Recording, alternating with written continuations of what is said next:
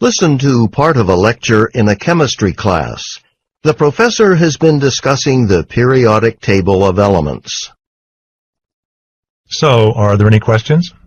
Yes, Professor Harrison, you were saying that the periodic table is predictive. What exactly does that mean? I mean, I understand how it organizes the elements, but where's the prediction? Okay, let's look at our periodic table again.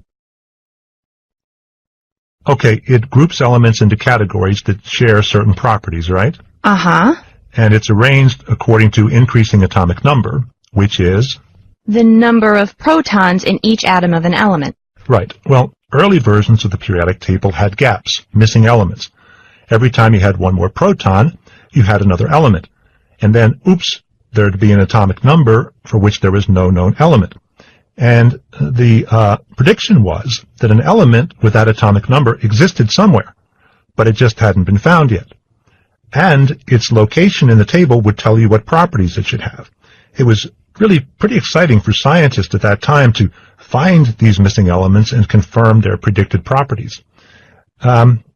Actually, that reminds me of a very good example of all this, element 43. See on the table the symbols for elements 42 and 44?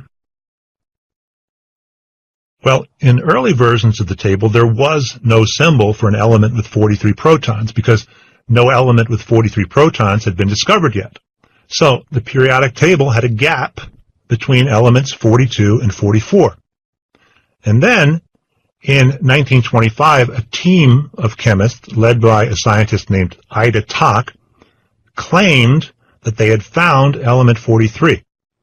They had been using a relatively new technology called X-ray spectroscopy, and they were using this to examine an ore sample. And they claimed they'd found an element with 43 protons, and they named it mesurium. Professor Harrison, then how come in my periodic table here, element 43 is Tc? That's technetium, right? Okay, let me add that. Actually, that's the point I'm coming to. Hardly anyone believed that Tock had discovered a new element. X-ray spectroscopy was a new method at the time, and they were never able to isolate enough mesurium to have a weighable sample to convince everyone of their discoveries, so they were discredited.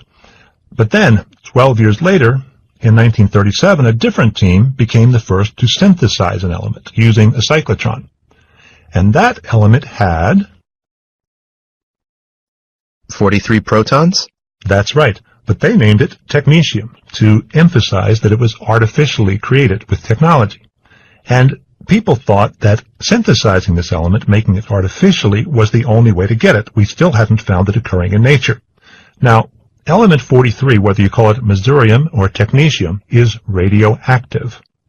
Why does that matter? What's true of a radioactive element?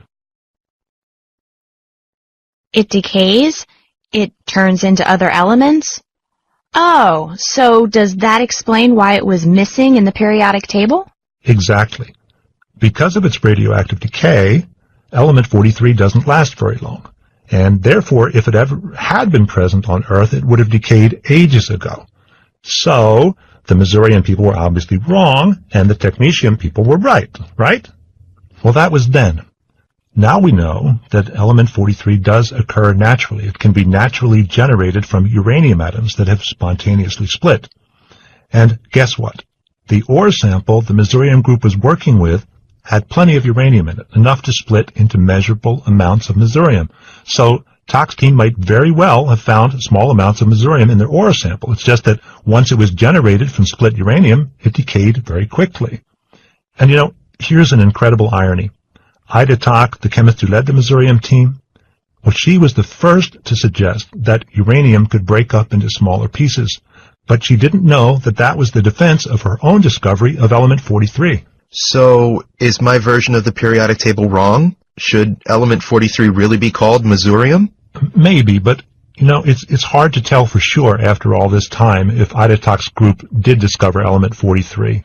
They didn't publish enough detail on their methods or instruments for us to know for sure. But I like to think element 43 was discovered twice.